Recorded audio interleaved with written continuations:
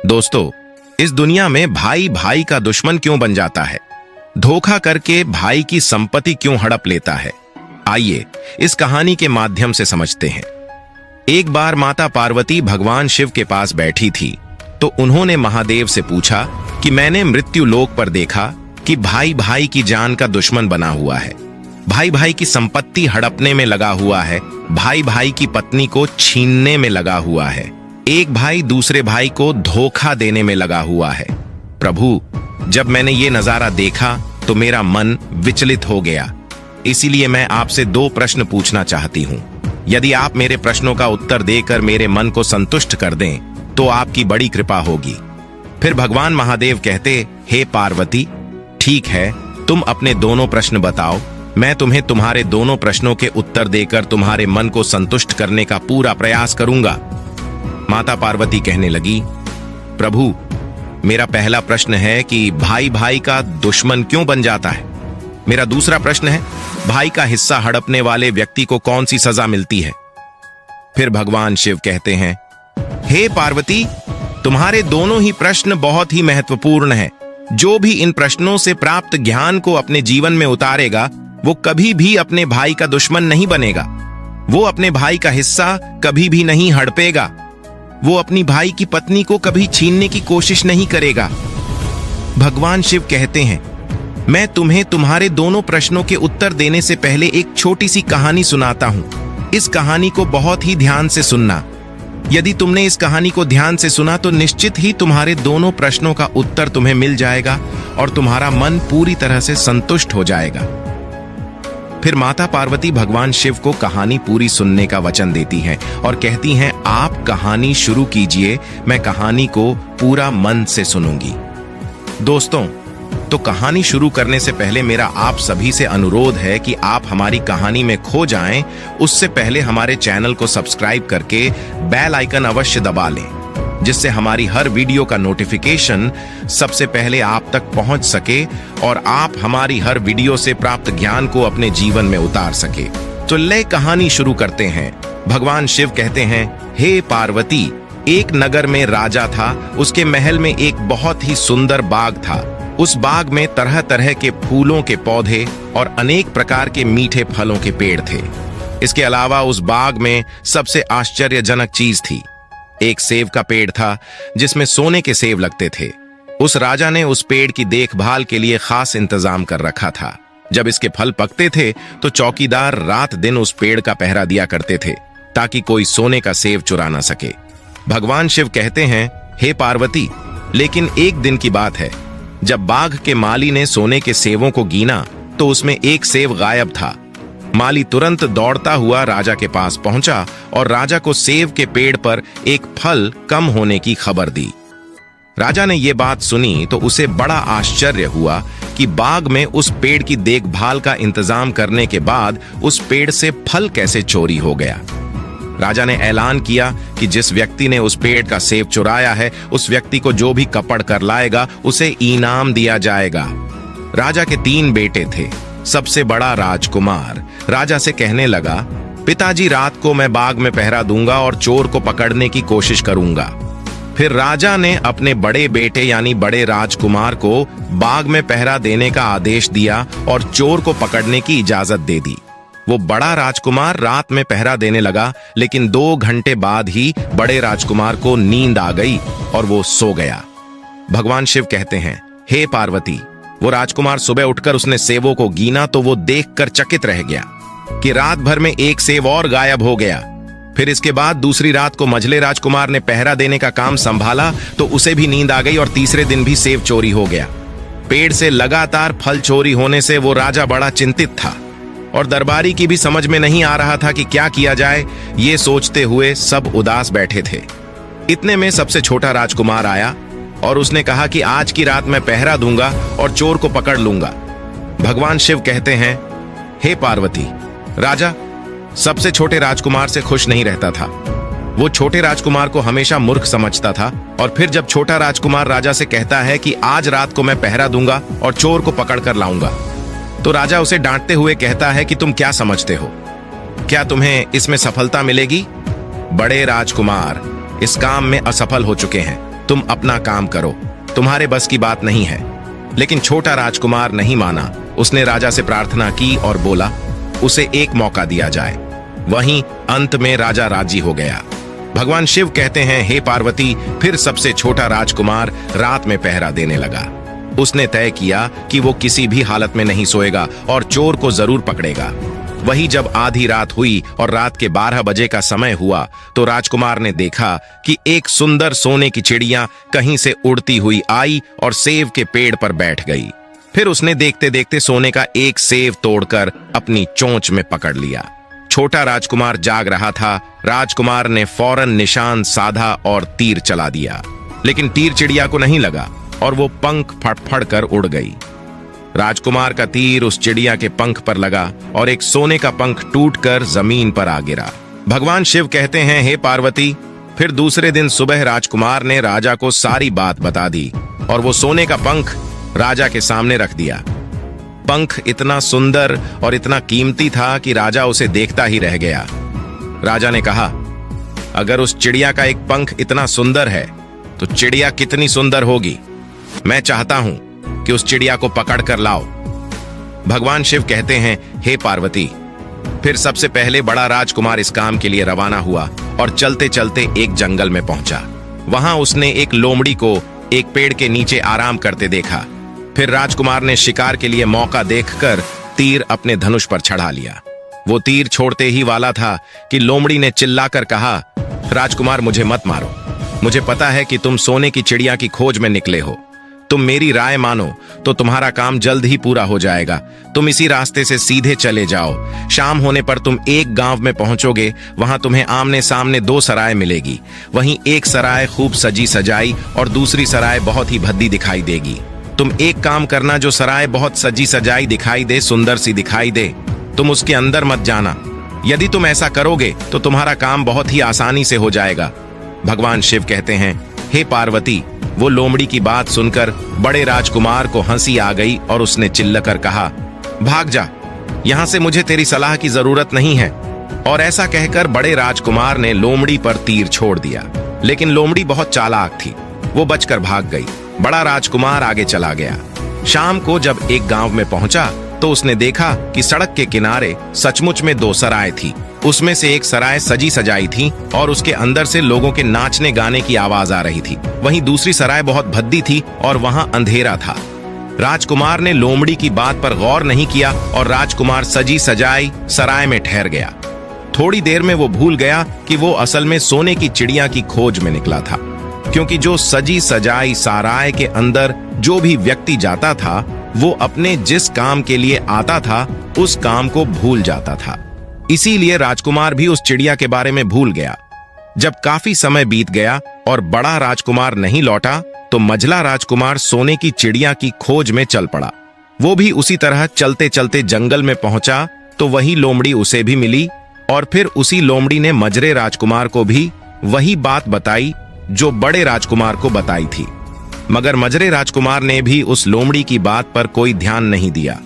जब शाम को वो उस गांव में पहुंचा तो बड़े राजकुमार की तरह सजी सगाई सराय में ठहर गया और वहां के नाच गान के रंग में मस्त होकर वो भी अपना काम भूल गया। यहां तक कि उसे घर लौटने की भी सुध नहीं रही।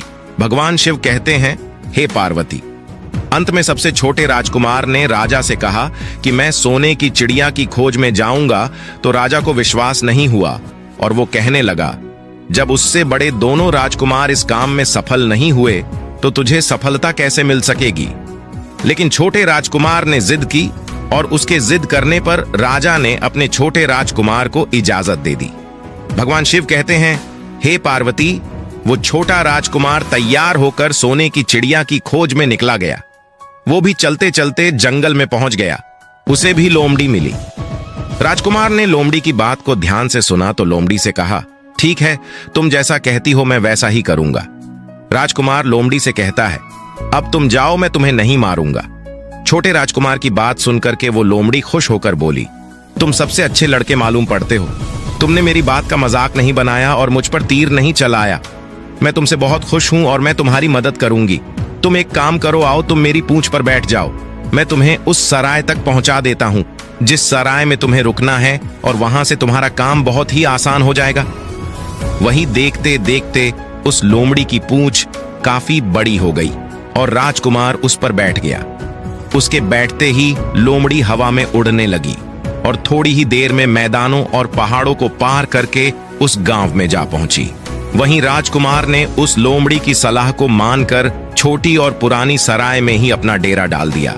वो सजी सजाई सराय में नहीं गया और उस दूसरी सजी सजाई सराय से काफी दूर रहा।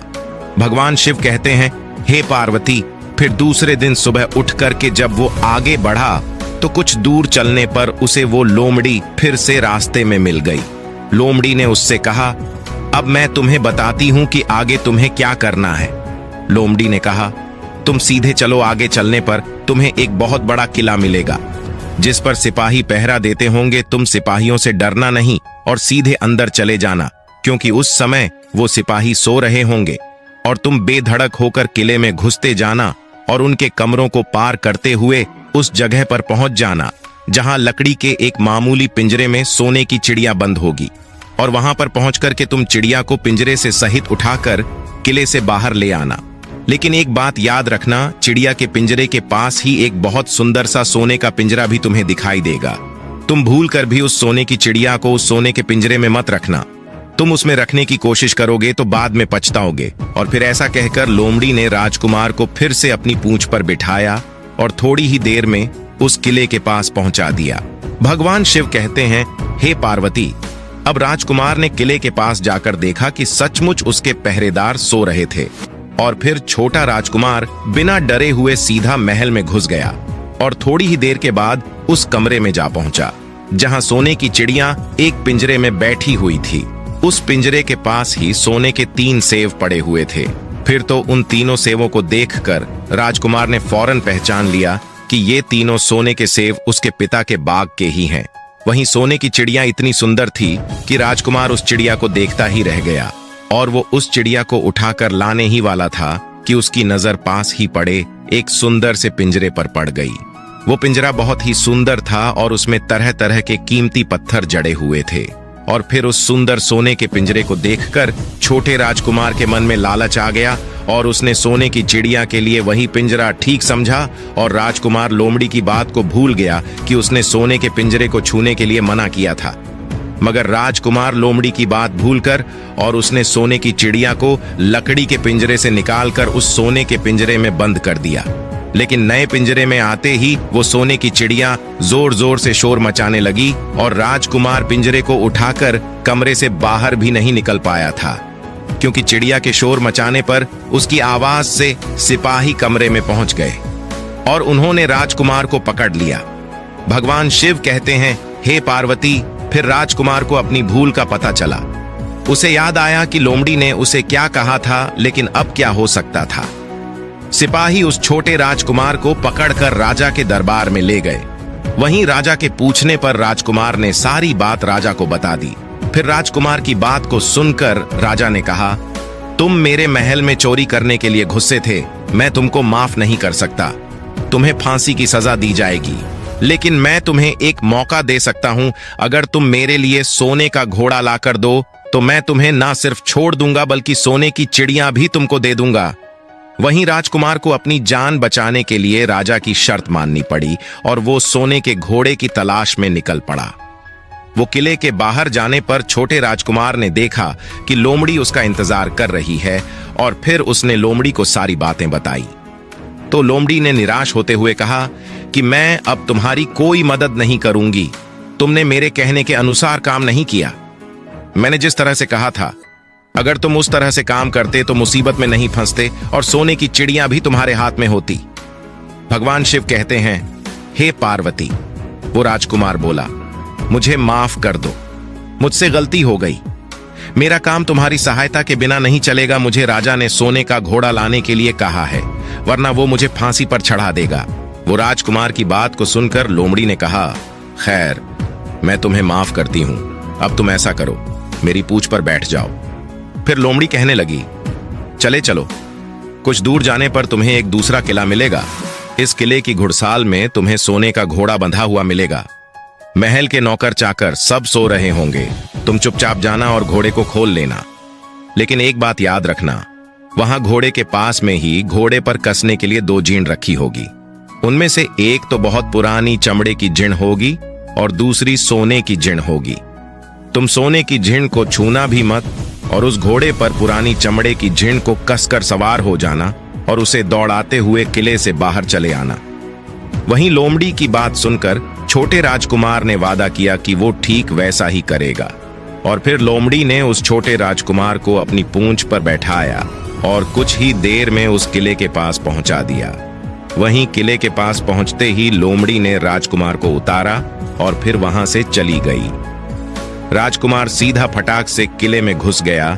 अंदर जाकर उसने देखा कि वहां के सभी नौकर चाकर सोए हुए थे और फिर थोड़ी ही देर में वो किले की घुड़साल में पहुंच गया। राजकुमार ने पास जाकर देखा तो वो घोड़ा सचमुच सोने का था। ऐसा सुंदर घोड़ा उसने सपने में भी नहीं देखा था। राजकुमार ने आगे बढ़कर उस सोने के घोड़े को खोल लिया। जो वो बाहर निकलने लगा तो उसकी नजर एक कोने में पड़ी सोने की झिण पर पड़ी। वो झिण बहुत ही सुंदर थी, उसमें हीरे मोती जुड़े हुए थे। उसके पास ही एक फटी पुरानी चमड़े की झिण पड़ी हुई थी। वो राजकुमार सोचने लगा कि इतने सुंदर घोड़े पर ये पुराने चमड़े की झिण कासना राजकुमार को शोभा नहीं देगा। और फिर ऐसा सोच करके वो राजकुमार सोने की झिण को उठा लेता है और घोड़े पर कसना शुरू कर देता है। फिर जैसे ही घोड़े की पीठ पर वो सोने की झिण को कसता है, वैसे ही घोड़ा जोर जोर से हिनाने लगा और किले के नौकर चाकर जाग जाते हैं। वहीं थोड़ी ही देर में राजकुमार को पकड़ लिया जाता है। भगवान शिव कहते हैं, हे पार्वती। राजकुमार को सिपाहियों ने हाथ बांधकर अपने राजा के सामने पेश किया। राजकुमार की सारी बातें राजा ने सुनकर कहा, तुमने मेरे घोड़े को चुराने की कोशिश की है, इसलिए तुम्हें फांसी की सजा दी जाएगी। लेकिन अगर तुम मेरा एक काम कर दो तो मैं तुम्हें छोड़ सकता हूं। फिर राजकुमार ने कहा, आप महाराज बताओ, मैं आपका हर काम करने को तैयार हूं। तो राजा ने कहा, यहां से कुछ ही दूरी पर एक महल है, उसमें बहुत सुंदर राजकुमारी रहती है। अगर तुम अपनी जान बचाना चाहते हो तो उस राजकुमारी को मेरे पास लेकर आओ। यदि तुम ऐसा कर दोगे तो मैं तुम्हें इनाम में ये सोने का घोड़ा दे दूंगा। भगवान शिव कहते हैं, हे पार्वती, बेचारा राजकुमार वो फिर से एक नई मुसीबत में फंस गया।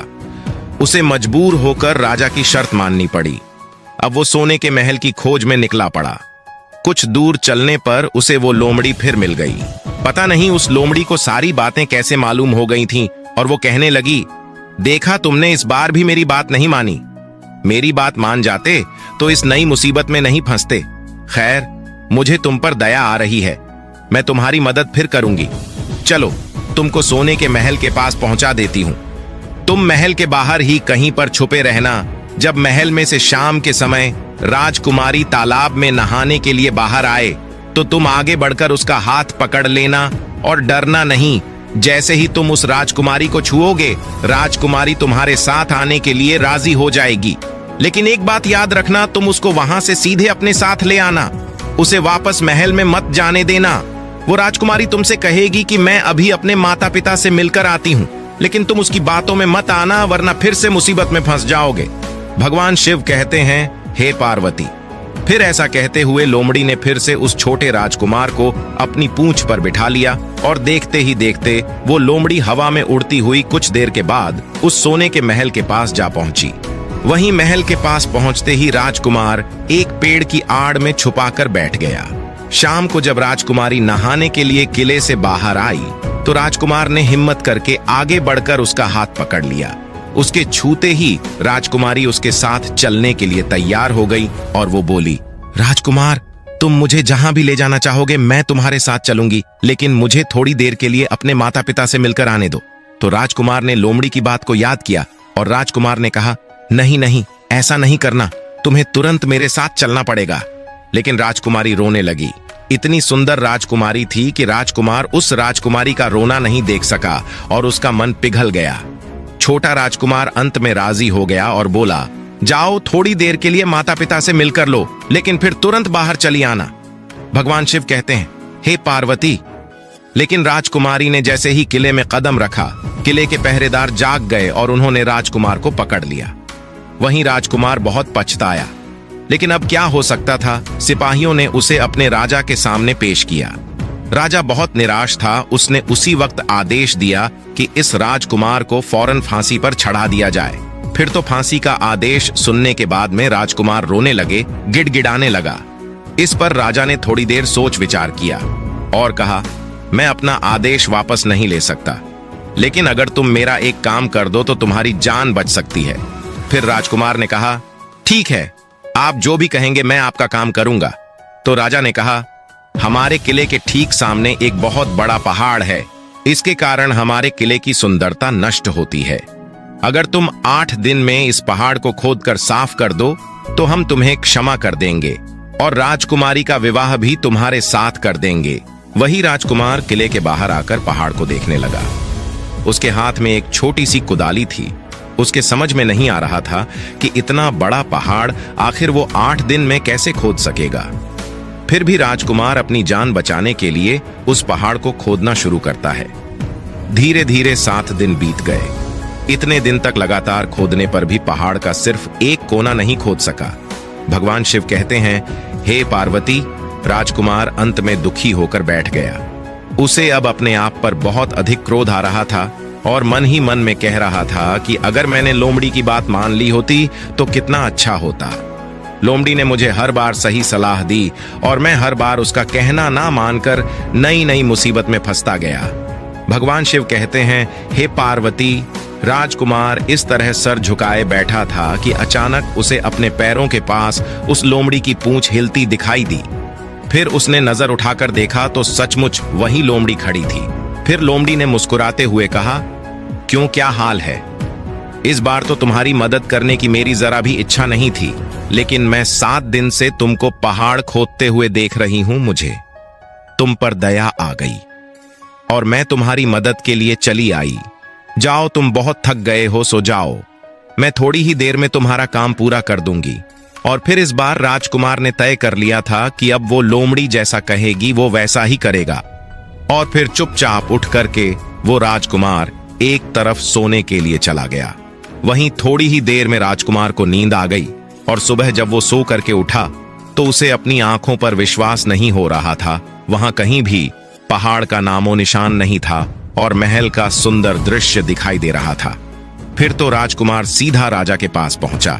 राजा उसके काम से बहुत खुश था। उसने तुरंत ही अपने वादे के अनुसार राजकुमारी के साथ उसका विवाह कर दिया।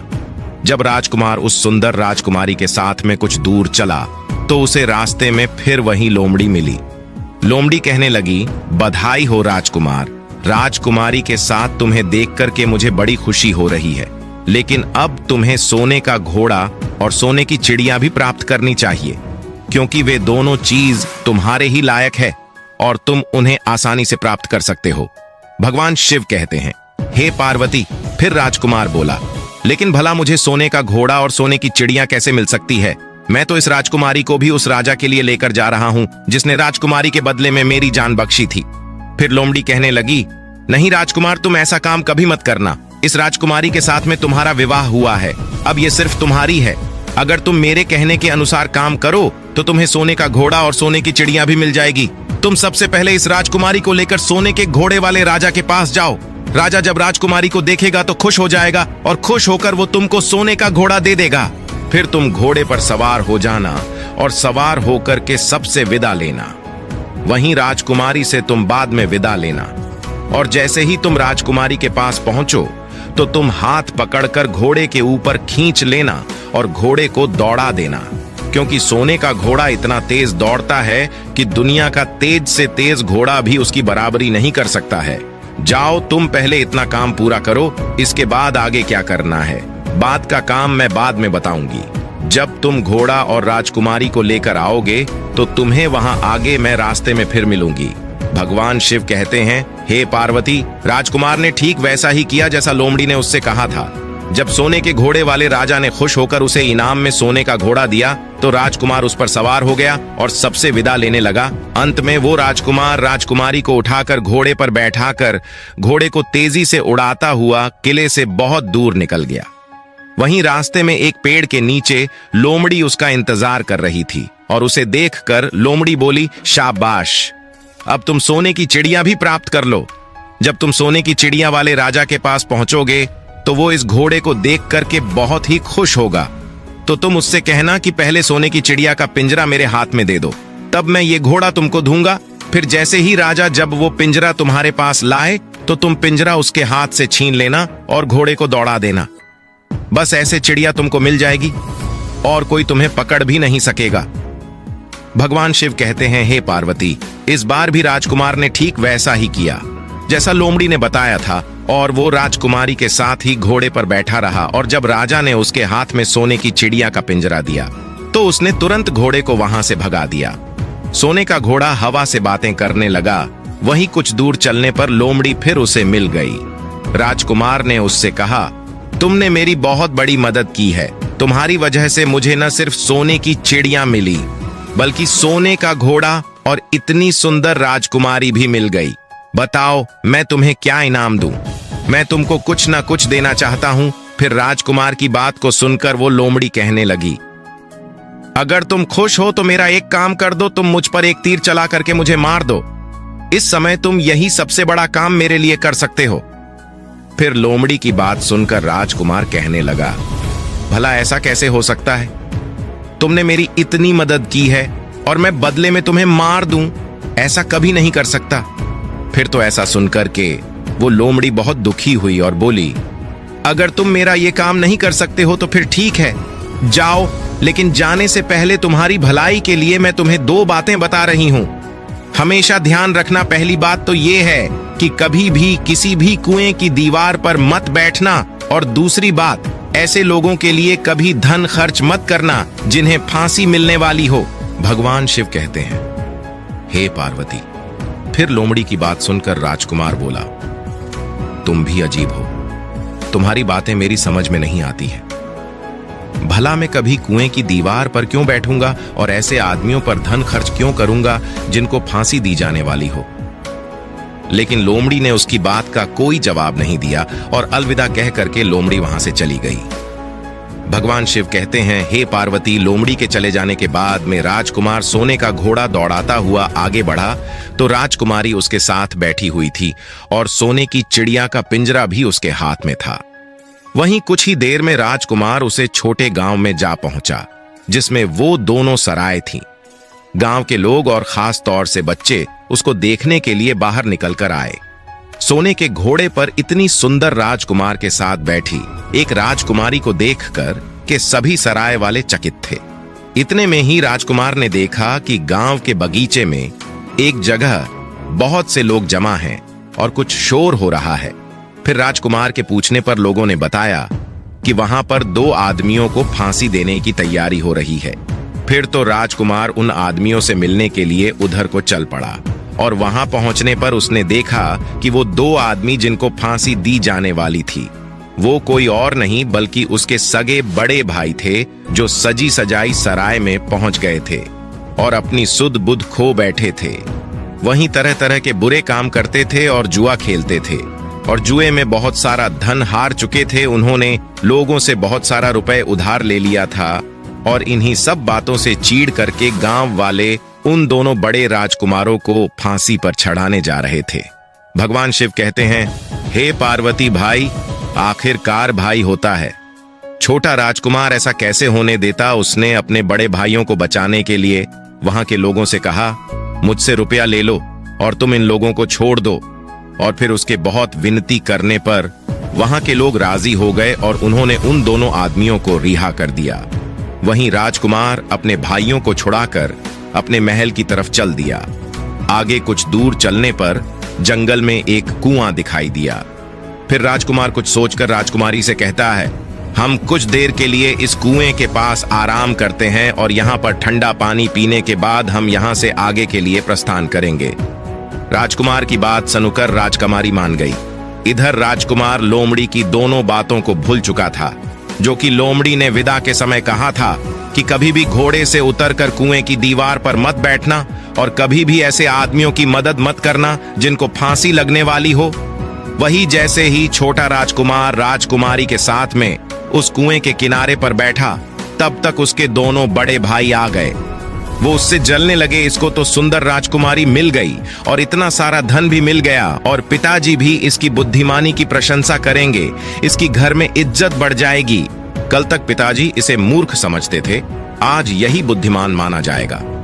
इसलिए दोनों भाइयों ने सलाह करके और मौका देखकर अपने छोटे भाई छोटे राजकुमार को कुएं में धकेल दिया और उसके बाद सोने का घोड़ा लेकर घोड़े पर राजकुमारी को बिठाकर सोने की चिड़िया का पिंजरा उठाकर वहां से चलते बने। और फिर इस प्रकार धन और राजकुमारी के लालच में बड़े दोनों भाइयों ने छोटे भाई को मौत के मुंह में धकेल दिया। फिर कुछ ही देर में दोनों बड़े राजकुमार अपने राज्य में लौट आए। घर लौटकर राजा से कहा, हम सोने की चिड़िया को पकड़कर लाए हैं। इसी चिड़िया ने हमारे बाग से सोने के सेब चुराए थे। हम ये सोने का घुड्डा और ये राजकुमारी लाए हैं। ये सब देखकर राजा बहुत खुश हुआ। सारे राज्य में वहां के लोग खुशियां मनाने लगे। वहीं राजकुमारी खुश नहीं थी, वो रो रही थी। उसने खाना पीना भी छोड़ दिया। वहीं घोड़े ने भी खाना बंद कर दिया और चिड़िया ने भी दाना पानी बंद कर दिया। राजा ने बहुत कोशिश की, लेकिन न तो राजकुमारी खुश हुई और ना ही सोने का घोड़े और ना ही सोने की चिड़ियों ने दाना खाना शुरू किया। भगवान शिव कहते हैं, हे पार्वती, उधर वो छोटा राजकुमार कुएं में गिर गया था, लेकिन वो मरा नहीं था। कुआं बहुत गहरा था, लेकिन उसमें पानी बहुत कम था। और उस लोमड़ी की बात याद आई तो वो पछताने लगा और सोचने लगा, अगर मैंने लोमड़ी का कहा मान लिया होता और शायद घोड़े से उतरकर इस कुएं के पास दीवार पर नहीं बैठता और मैंने अपने दोनों लालची भाइयों की मदद न की होती तो शायद आज मैं इस कुएं में न पड़ा होता। भगवान शिव कहते हैं, हे पार्वती, उस राजकुमार ने जैसे ही लोमड़ी को पुनः याद किया, लोमड़ी कुएं आ पहुंची और बोली, देखा राजकुमार, मैंने पहले ही तुम्हें समझाया था कि किसी कुएं की दीवार पर मत बैठना और ऐसे आदमियों की मदद मत करना जिन्हें फांसी दी जाने वाली हो, लेकिन तुम नहीं माने। खैर चलो, अब आखिरी बार मैं फिर तुम्हारी मदद कर देती हूँ। तुम मेरी पूंछ पकड़ करके कुएं से बाहर निकल आओ। और ऐसा का करके लोमड़ी ने अपनी पूंछ कुएं में लटका दी। देखते ही देखते पूंछ इतनी लंबी हो गई कि कुएं के पेंदे में पड़े राजकुमार के पास तक जा पहुंची। वहीं राजकुमार पूंछ को पकड़ करके कुएं से बाहर निकल आया और फिर लोमड़ ने उससे कहा, अब तुम अपने घर जाओ, लेकिन जरा होशियार रहना, तुम्हारे भाई तुम्हारी जान के दुश्मन हैं, वो लोग निश्चित तुम्हें मार देंगे। भगवान शिव कहते हैं, हे पार्वती, वो राजकुमार घर की ओर चल पड़ा। अपने राज्य में पहुंचने पर उसे एक भिखारी मिला तो भिखारी को उसने अपनी सुंदर कपड़े दान में दे दिए और उसके फटे पुराने कपड़े पहन लिए। इस तरह भैंस बदल कर वो छोटा राजकुमार अपने किले में पहुंच गया और वहां उसके पहुंचने पर एक बड़ी आश्चर्यजनक बात हुई। सोने का घोड़ा खुशी से है नाचने लगा और दाना खाने लगा। सोने की चिड़िया भी अपने पिंजरे में खुशी से फुदकने लगी और गाना गाने लगी। राजकुमारी ने भी अपने आंसू पोंछ लिए और वो भी खुश दिखाई देने लगी। इतना होने पर भी राजा की समझ में कुछ नहीं आया। फिर उसने राजकुमारी से इस खुशी का कारण पूछा तो राजकुमारी बोली, मैंने तो पहले ही आपको सारी कहानी बता दी थी। आपके बड़े और मझले राजकुमार ने छोटे राजकुमार के साथ धोखा किया है। इन्होंने आपके साथ भी धोखा किया है, लेकिन अब आपका छोटा राजकुमार यहाँ पर पहुंच चुका है, इसलिए मुझे बहुत खुशी हो रही है। उसी के साथ मेरी शादी हुई है और मैं उसी के साथ खुश रह सकती हूँ। फिर राजकुमारी ने राजा से इतनी बात कहकर मेले फटे पुराने कपड़े पहने एक आदमी तरफ इशारा किया और बोली, महाराज, वो देखो, आपका छोटा राजकुमार खड़ा है। भगवान शिव कहते हैं, हे पार्वती, राजा ने भी अपने छोटे राजकुमार को पहचान लिया और उस राजा ने अपने छोटे बेटे के बारे में विचार बदल दिए। वो सोचने लगे, मेरा छोटा बेटा मूर्ख नहीं बल्कि सबसे होनहार और बुद्धिमान है। अब तो वो उसको बहुत ही समझदार और बहादुर मानने लगा और अपने सबसे छोटे बेटे को सबसे अधिक प्यार करने लगा। और फिर राजा ने छोटे राजकुमार को राजा गद्दी पर बिठाने का निश्चय किया। वहीं राजा ने कहा कि भाई को कभी भी भाई की पत्नी को हड़पना नहीं चाहिए और ना ही भाई का कभी हिस्सा हड़पना चाहिए, ना ही लालच में आकर के भाई को मौत के घाट उतारना चाहिए। जो भी भाई अपने भाई के साथ में ऐसा करता है उसे दंडित अवश्य किया जाना चाहिए।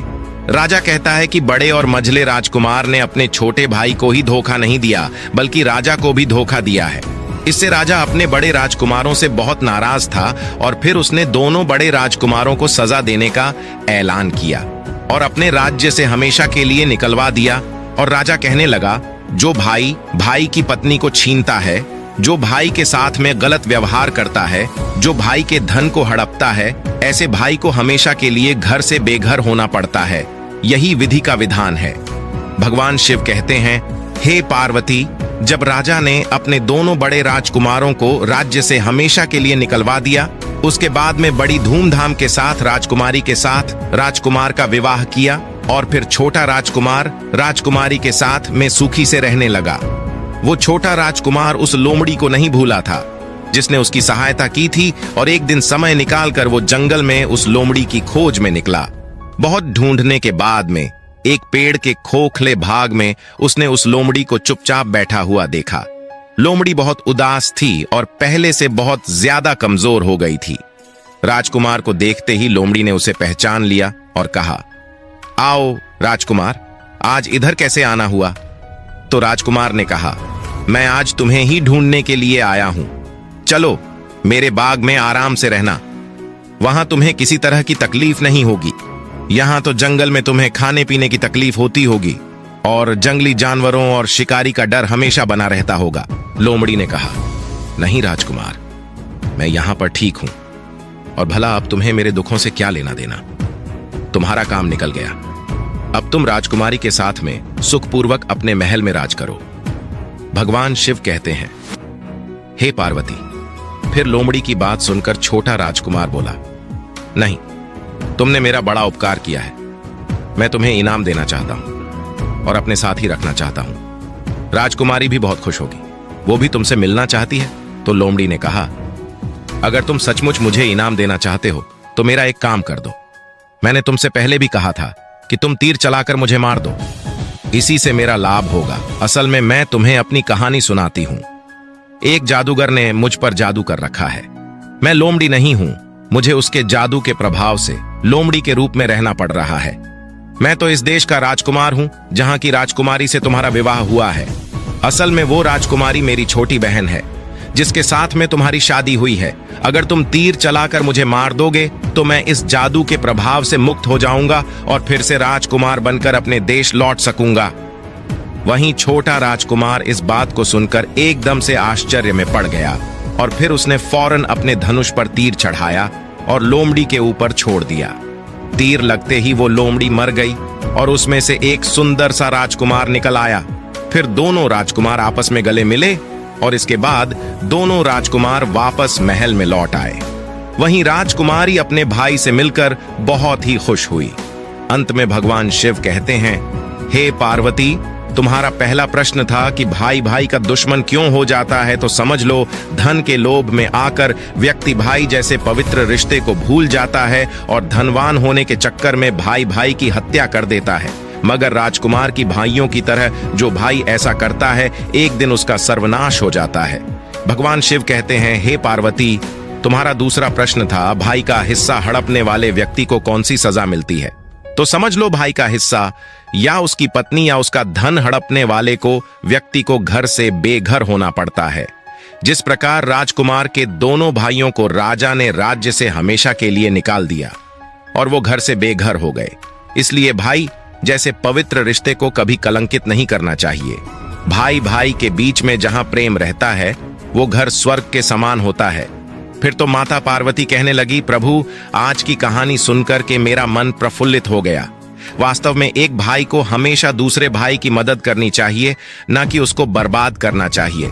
तो मित्रों, यदि आपको भी अपने भाई से प्यार हो तो आप इस चैनल को सब्सक्राइब करें और भगवान शिव और पार्वती के लिए एक लायक करना ना भूलें।